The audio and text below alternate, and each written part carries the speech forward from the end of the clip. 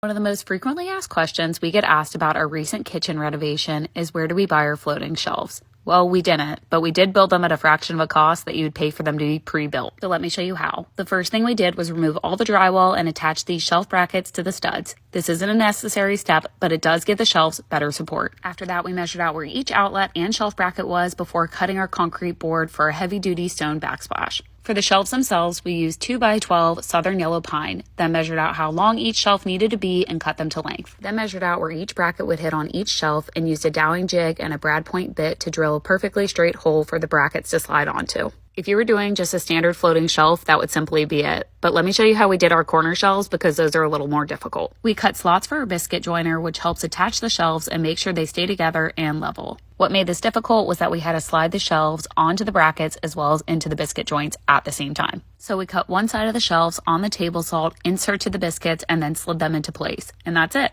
A little stain, some backsplash, and this kitchen was done.